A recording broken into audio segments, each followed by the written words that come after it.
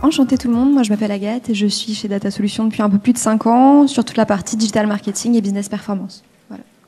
Et bonjour à tous, moi c'est Clarisse, chef de projet en marketing digital. J'ai rejoint Data Solutions il y a quelques mois en même temps que Thomas et je suis ravie d'être ici aujourd'hui.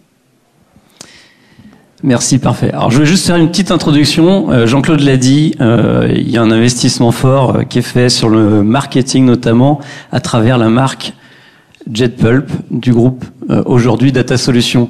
Voilà, je recontextualise un petit peu. L'idée c'est vraiment d'avoir le groupe, donc vous l'avez compris, première agence indépendante française depuis 2003 qui accompagne voilà sur les plateformes digitales B2B, B2C, et d'avoir JetPulp, vraiment une marque que je connaissais avant de rejoindre le groupe, qui intervient beaucoup sur la partie marketing et les enjeux en tout cas stratégiques de marque de demain. Voilà, il faut bien différencier les deux. Je vous en parle un petit peu. Pourquoi JetPulp ? Voilà, aujourd'hui il y a beaucoup de changements. Vos clients ont changé. Ils sont beaucoup plus volatiles, infidèles. L'IA fait que ils cherchent plus de résultats, ils ont plus de réponses, plus de possibilités. Et avec JetPulp, en tout cas, et vos marques sont là pour les défendre, les comprendre, les séduire. Je vais pas plus loin dans les mots, ils sont tous à l'écran. Et l'idée de cette agence, c'est de travailler quoi ? C'est de vraiment avoir une agence digitale et créative qui est fondée vraiment sur les expériences à la fois de Data Solutions qui étaient déjà sur le market et de JetPulp sur les parties acquisition et marque. Voilà, donc on a essayé de résumer ça en une phrase, mais c'est vraiment l'idée de travailler de l'expérience créative pour la performance.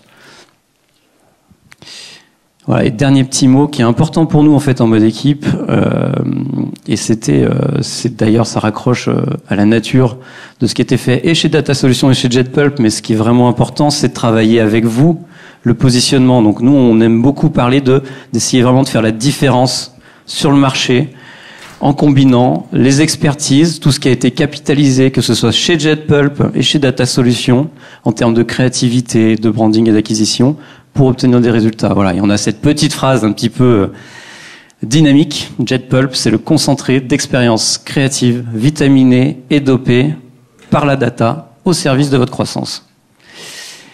Voilà, et là, bon, c'était la photo un petit peu, c'est de quoi on parle derrière, c'est les métiers. Je ne vais pas rentrer dans le détail, ils étaient un petit peu affichés avant, mais effectivement, c'est tous les métiers autour de l'expérientiel. Il y a eu les conférences, notamment de Lucas, qui est notre directeur créa, sur les parties expérience, toute la partie aussi studio créa, digital marketing et social. Donc c'est vraiment cette capacité à construire des plateformes et des sites de marque digitaux et créatifs avec Data Solutions et la marque JetPulp. Voilà. J'espère que ça clarifie le positionnement et ça complète ce que Jean-Claude vous a dit en introduction. Maintenant, place un petit peu au thème. Comment bien anticiper le virage de l'IA sur le search. Voilà. Donc, comme l'a dit Thomas, le premier point, ça va être de voir comment optimiser la présence de vos sites et de toutes vos entités sur les moteurs IA. Aujourd'hui, nous, on travaille beaucoup tout ce qui va être SEO, SEA, donc c'est peut-être des termes que vous connaissez déjà. Mais l'idée, ça va être du coup de voir aujourd'hui avec tout ce qui est en train de sortir, ChatGPT, Perplexity, Claude et j'en passe, comment est-ce que vous aujourd'hui pouvez vous positionner sur ces nouveaux moteurs de recherche. Donc pour commencer, on va revenir sur des petits fondamentaux du SEO. Je sais pas un petit peu si tout le monde dans la salle connaît un petit peu, mais pour être très simple, il y a 3 piliers dans le SEO qui du coup vont avoir aussi un impact du coup sur les moteurs IA, et j'y viendrai plus tard. Le premier pilier, ça va être la technique. Donc nous, c'est on aime bien comparer le SEO un petit peu à une voiture, en disant que la technique, ça va être plutôt le moteur de la voiture, la sémantique, ça va être plutôt le carburant, et le netlinking, je vais expliquer, ça va être ce qui va mettre un petit peu le turbo. Donc sur la technique, on va vraiment avoir besoin d'avoir des directives techniques qui vont être très claires et qui doivent être respectées, notamment quand on travaille avec les développeurs chez nous. Donc on va les guider sur comment bien développer le site pour que du coup tout soit en conformité pour favoriser le SEO du site. Côté sémantique, donc le carburant, on va pas juste faire des contenus pour faire des contenus, c'est un petit peu quelque chose qui est devenu à la mode. Maintenant, on fait des contenus pour vraiment répondre aux besoins des utilisateurs.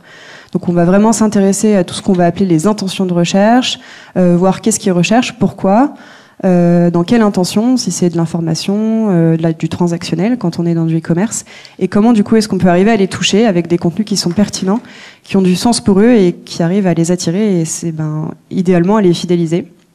Et enfin le netlinking. Alors le netlinking, ça va être tout simplement le fait d'avoir des liens d'autres sites qui vont pointer vers le vôtre. Et en fait, pour Google et pour tous les moteurs de recherche, ça va être un signe de confiance. On a des indicateurs comme le TrustFlow, le CitationFlow, etc., j'en passe, qui permettent en fait d'indiquer que votre site, vu qu'il y a beaucoup de liens qui pointent vers votre site, c'est un site qui est populaire, qui est digne de confiance, et du coup, il va être forcément favorisé par les moteurs de recherche dans le cadre du SEO. Donc ça, c'est les bases, et du coup, ça va nous permettre d'arriver à la suite. Ce qui se passe aujourd'hui, c'est que, effectivement, on a ces bases-là, mais on a d'autres facteurs qui rentrent en compte. Forcément, ça évolue et on peut pas se reposer sur nos lauriers. Ces nouveaux facteurs, ça va être tout ce qui va être touché au SXO, donc ça va être un mélange du SEO et de l'UX. Lucas, si t'es dans la salle. Donc on va travailler ensemble avec Lucas, justement, pour faire en sorte que, oui, on soit OK sur du SEO, mais en fait, ça fonctionne avec l'UX. Il faut qu'en fait, les utilisateurs, oui, avec le SEO, on les attire sur le site, mais l'idée, en fait, c'est qu'ils arrivent sur notre site et surtout qu'ils y restent. Et idéalement, qu'ils passent à l'achat. Donc, on va vraiment travailler en communion, fluidifier le parcours utilisateur, augmenter la durée du site, diminuer le taux de rebond qui reste. Et bien entendu, l'idée, c'est de travailler ensemble pour augmenter le taux de conversion final. Et on va aussi de plus en plus s'intéresser à tout ce qui va être branding et trafic. Dans le SEO, plus vous avez du trafic sur le site, plus vous êtes, même chose, bien vu, c'est un cercle vertueux. Et donc du coup, plus vous allez remonter dans les moteurs de recherche.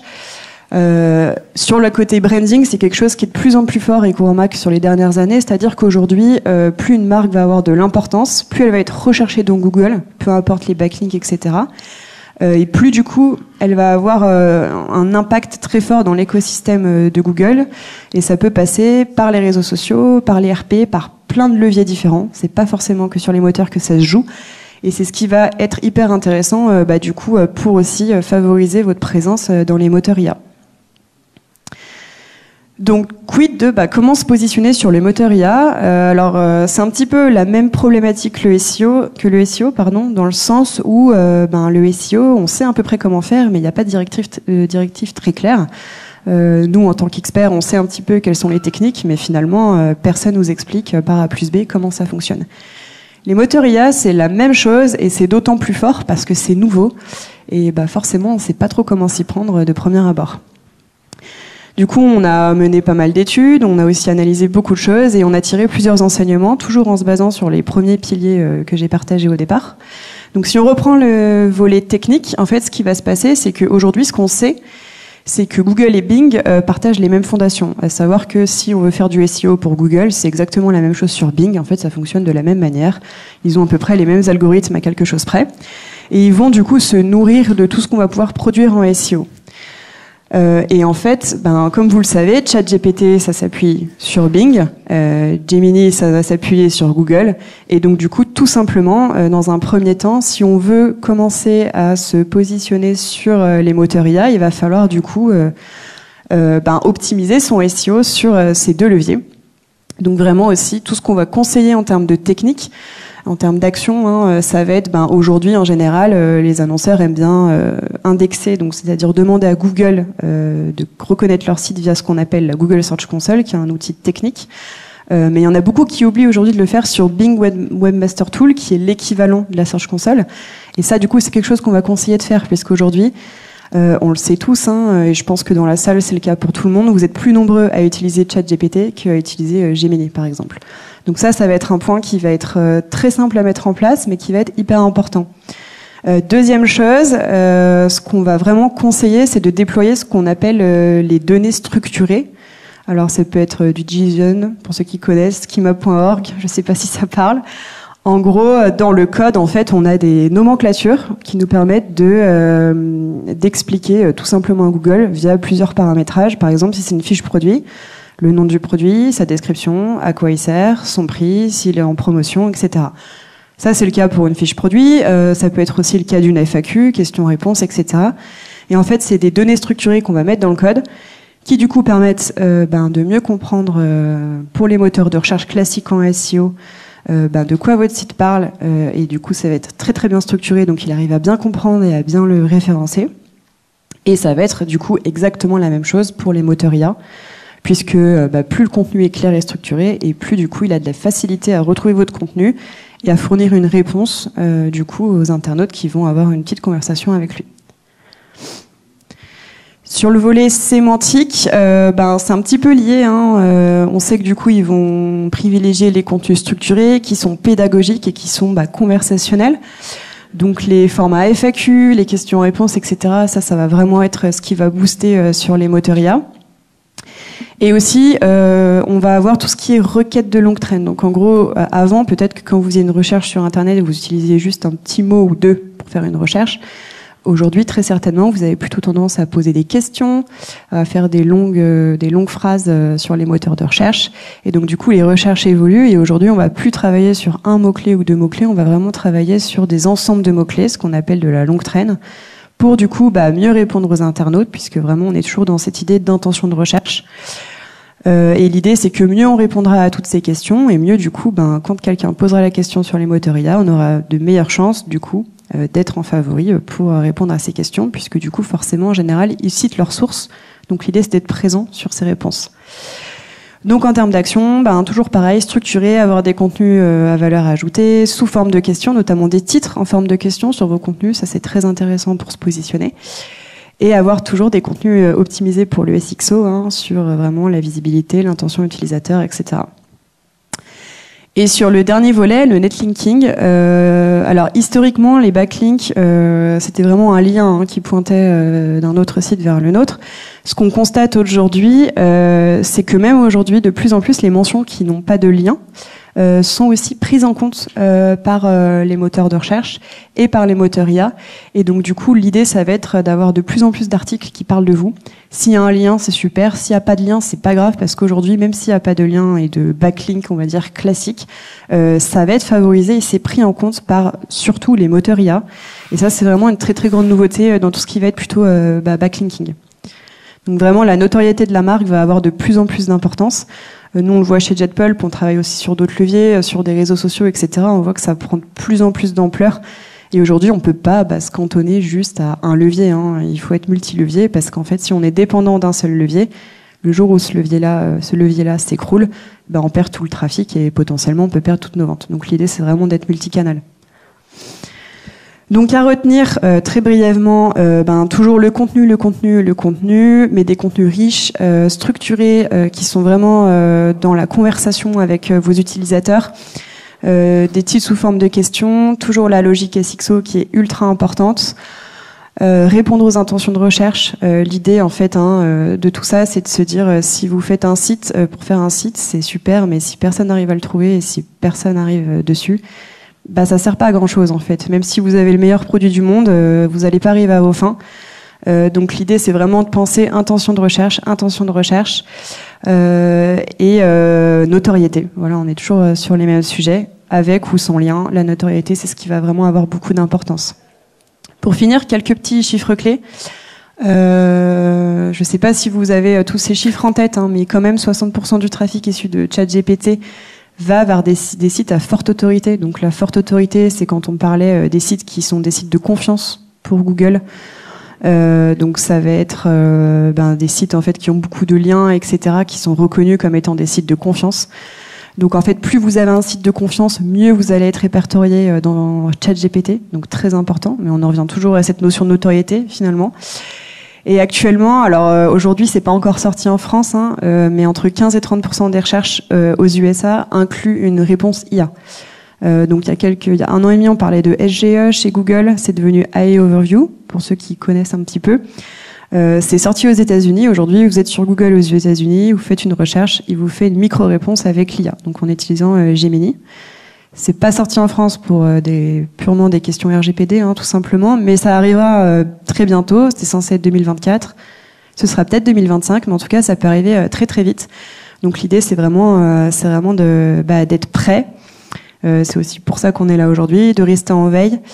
Et comme je le disais, du coup, pour se positionner sur les moteurs IA, ça va être le SEO. Mais il faut vraiment penser multi-levier, ne pas être dépendant d'un seul levier. Et il y a un autre levier qui va être très important, et Agathe vous en dira un petit peu plus, ça va être le SEA, où du coup là, contrairement au SEO, on va avoir des résultats qui vont être plutôt long-termistes, qui vont mettre beaucoup de temps à arriver.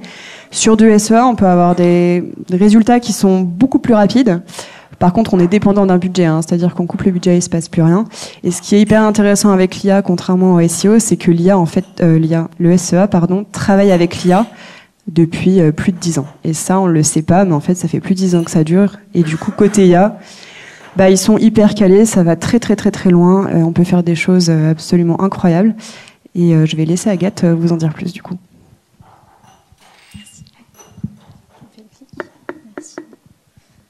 Oui, donc l'IA arrive aussi maintenant sur Google Ads et permet de faire toute la différence, notamment.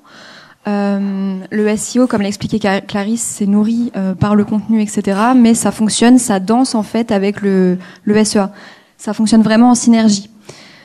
Donc maintenant, on a le pilotage des campagnes Google qui est totalement automatisé par l'IA. C'est un vrai tournant stratégique pour les entreprises qu'il ne faut pas louper. Ça fonctionne plus comme avant. Donc il faut vraiment avoir conscience de ces différents leviers. On a en premier point un contexte qui est changeant, notamment avec la fin des cookies tiers. On sait que Google va les supprimer progressivement d'ici fin 2025. Qu'est-ce que ça change au final des cookies tiers ? Si l'entreprise ne peut plus se baser sur les cookies tiers, elle n'a pas de matière, on a un ciblage qui est beaucoup moins précis, un ciblage d'audience. Et ça, c'est embêtant pour les entreprises parce que du coup, on ne pourra pas recibler quelqu'un qui est parti sur d'autres sites après, par exemple. Et qu'est-ce qu'on met en place pour lutter contre ça ? Les entreprises vont plus se baser sur les données first party. Les données first party, pour ceux qui ne savent pas, c'est vraiment les données qui sont fournies par le client. Donc, c'est des données vraiment pas bas de gamme, mais très très basiques, on peut dire. Et qui vont, dans une vraie stratégie IA, être nourries par tout plein de données pour devenir performantes. Donc ça, c'est la première chose. Ensuite, on a une automatisation sur du Google Ads qui est déjà bien engagée depuis longtemps. Ça vous parle certainement, mais on peut citer le Smart Bidding par exemple. Ça, c'est vraiment une stratégie d'enchère automatisée par Google qui va permettre d'ajuster au mieux la campagne et d'optimiser les coûts dans une logique d'avoir toujours la meilleure performance, dans un premier temps. Ensuite, on a le RSA, ce qu'on appelle aussi le Responsive Search Ad. Ça, pour le coup, c'est une stratégie qui va mélanger, optimiser, mixer les titres et les descriptions que vous aurez fournies à Google pour en sortir ce qui fonctionne le mieux. Donc, c'est-à-dire qu'on va lui fournir plusieurs titres, plusieurs descriptions, et Google va faire son petit micmac, son petit mélange pour vous fournir l'annonce la plus efficace possible. Ça, c'est super utilisé sur le search. Et ensuite, on a l'audience signal. L'audience signal, pour le coup, ça va venir nourrir l'algorithme de plein de données, d'intention d'achat, d'intérêt, etc. Et donc, en fait, en combinant tout ça, on arrive à avoir des campagnes qui sont très, très performantes. Pour avoir un petit chiffre, on a déjà plus de 80% des enchères sur le search qui sont optimisées avec de l'IA sur Google, ce qui est énorme. Et en troisième pilier, donc on a la data, encore et toujours, ça c'est au cœur de tout en 2025 plus que jamais, pas que sur le SEA mais sur tous les piliers du e-commerce, sur tous les leviers, absolument partout. Et en fait l'IA c'est génial, ça fonctionne bien, mais encore une fois, seulement si c'est bien piloté, bien nourri et avec des données qui sont qualitatives et transparentes. Donc ça c'est une chose. Et quand on parle de data c'est chouette, mais en fait on peut pas faire de SEA si on pilote pas la donnée. Donc en fait, on va mettre en place derrière tout ça toute une stratégie de pilotage, de dashboarding pour être capable d'analyser en continu et de faire de l'optimisation non-stop des campagnes. Donc en vrai, on va pas donner tout ça à l'IA, lui dire tiens débrouille-toi avec ce qu'on t'a donné et sors-nous des annonces qui cartonnent. C'est pas possible. Il faut toujours avoir l'humain derrière tout ça qui va venir piloter, contrôler et ajuster ce qui est donné à l'IA. Donc ensuite, on a 3 types de campagnes qui ressortent plus que les autres sur l'IA. On a les PMax, les Search Campaigns et la demande gen. Je ne sais pas si ça vous parle, mais la demande gen, on en entend parler un petit peu partout en ce moment. Donc c'est peut-être la plus connue des 3. Si on prend la PMax, c'est une campagne totalement automatisée par Google. Comment ça fonctionne ? Ça va venir piocher dans tout ce qu'on fournit, les titres, les images, les descriptions, les vidéos, tout plein de choses, et ça va venir créer la campagne automatiquement. Sur quoi c'est diffusé ? On la diffuse sur du YouTube, du Gmail, du Discover, partout, surtout. L'AP Max, c'est vraiment la campagne par excellence qui va aller chercher de la performance rapidement. Voilà. L'idée, encore une fois, c'est d'automatiser un maximum et d'avoir le moins d'actions manuelles possible. Donc on est sur une campagne full automatisation. Il y en a beaucoup qui pourraient dire, oui, mais du coup, on n'a plus le contrôle. En effet, l'annonceur a moins le contrôle de la donnée, a moins le contrôle de ces annonces qui sont diffusées, mais pas que. Parce qu'en fait, le contrôle qu'on perd va être nourri par tout ce qu'on a fourni. Donc d'une certaine manière, c'est quand même nous qui dirigeons les campagnes. Les campagnes et les annonces, d'ailleurs. Ensuite, on a l'IMAX pour le search. Donc ça va être toutes les campagnes search qu'on va retrouver. Ça vient se nourrir encore une fois ça vient faire un petit mix-max des requêtes. Ça va créer des audiences totalement personnalisées. Ça va venir créer dynamiquement des annonces. Et en fait, ça va diffuser sur le search, donc sans asset média, que du texte, sur les réseaux de recherche. Et ça vient vraiment booster les campagnes. On peut le voir si on a des campagnes qui sont pas boostées et des campagnes avec l'IA. On a des résultats qui sont assez flagrants. 14% de conversion en moyenne, dont 27% sur certains secteurs. Donc il y a beaucoup de personnes qui passent par le search IA maintenant, beaucoup plus que par les campagnes search normales. Et ensuite, en troisième campagne, on a la demande gen. La demande gen, c'est une campagne qui va être upper funnel, comme on dit, et qui est très souvent accompagnée d'un formulaire. Pourquoi ? Parce que ça va être capable de venir capter du lead, capter du prospect très facilement sur des clients ou des cibles qui sont beaucoup plus chaudes, beaucoup plus prêtes à passer à l'achat par exemple que sur les autres campagnes. Donc ça c'est vraiment une campagne qu'on va venir mettre en fin de stratégie pour venir capter. La demande gen, c'est un filet, le filet de notre campagne. Voilà.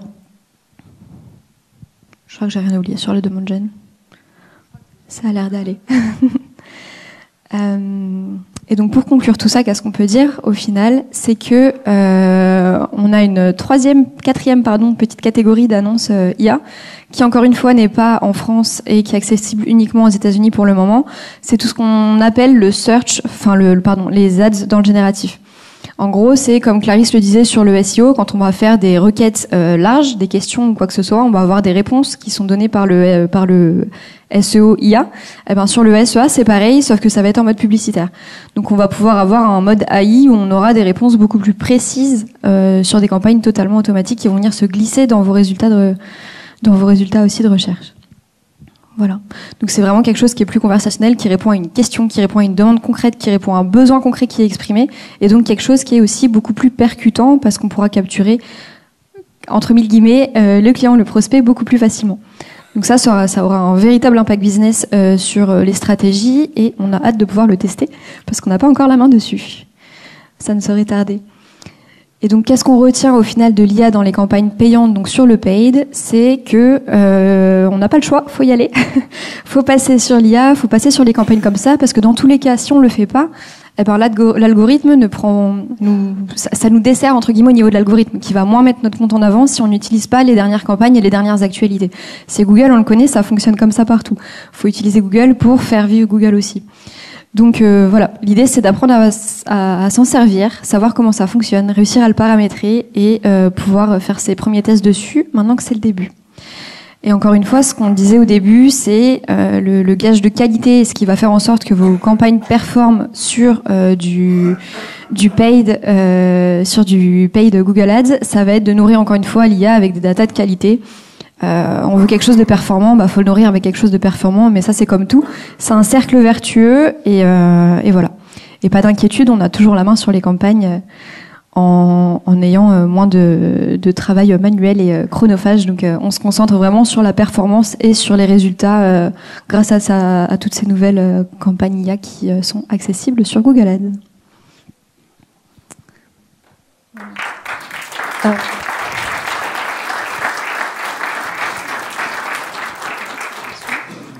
Oui, question de Jean-Claude. Est-ce que c'est Gemini de l'IA qui est mis dans Google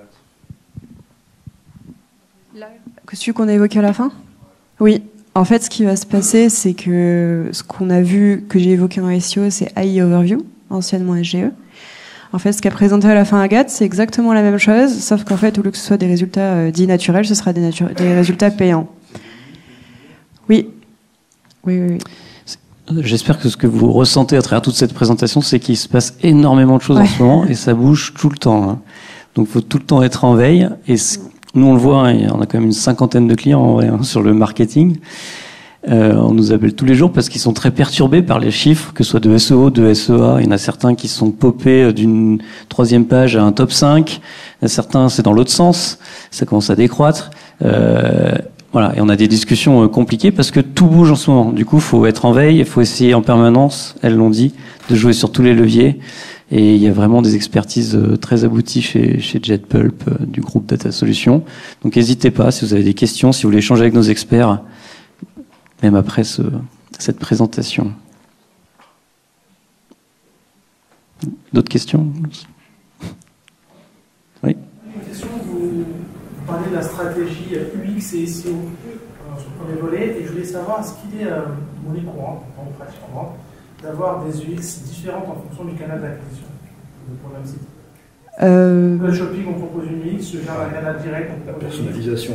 Oui, ça se fait. Alors après, il n'y a pas énormément d'annonceurs qui le font pour la simple et bonne raison que ça coûte extrêmement cher. Voilà. Mais oui, on le fait, hein, et même des fois, là, on parle du coup, j'imagine, de landing page. Nous, ça peut nous arriver aussi sur des besoins très précis, des campagnes très précises, etc. On voit qu'on a des pages sur le site qu'on a utilisées dans le cadre de ces campagnes qui ne fonctionnent pas. On peut aussi solliciter les UX en leur disant, bah là, ça fonctionne pas. Qu'est-ce qu'on fait? Est-ce qu'on change la page ou est-ce que carrément on crée une landing page dédiée? Certainement, on fait souvent ça dans le cadre d'un A/B test, pouvoir un petit peu tester les deux pages, voir ce qui fonctionne, et à ce moment-là, on choisit celle qui fonctionne le mieux. Voilà. Mais oui, ça se fait. Oui. Est-ce qu'en fait, il y a déjà un retour assez phénoménal sur la mise en avant des sites frauduleux qui seraient bien limités avec ces IA? Comment ça, les sites frauduleux? De scam de dropshipping qui viennent concurrencer des sites honnêtes. Qui sont mis en avant dans les moteurs IA. C'est un peu la difficulté, c'est qu'ils savent pas trop comment gérer tout ça. Normalement, c'est ce que je parlais, il y a une question d'autorité. Donc normalement, les sites comme ça n'ont pas une forte autorité. L'autorité, ça se mesure avec le trust flow, citation flow, entre 0 et 100. Google estime qu'un trust flow au-dessus de 30 est acceptable. Au-dessus de 50, 60, là, on commence à parler avec un site qui est digne de confiance. Donc, en général, les sites un petit peu frauduleux comme ça, ils n'ont pas une autorité qui est forte. Donc, à ce moment-là, ils sont pas poussés dans les moteurs IA. Mais il peut y avoir des couacs, hein, et notamment au tout début de ChatGPT, on l'avait remarqué, des fois, ils donnaient des réponses qui n'avaient ni queue ni tête. Et c'était pareil aussi par rapport aux sites qu'ils pouvaient mettre en avant. Hein. Donc voilà, c'est toujours pareil, l'IA, c'est hyper cool et tout, mais il y a quand même des choses un peu à prendre avec des pincettes. Ouais, merci à vous trois. Merci.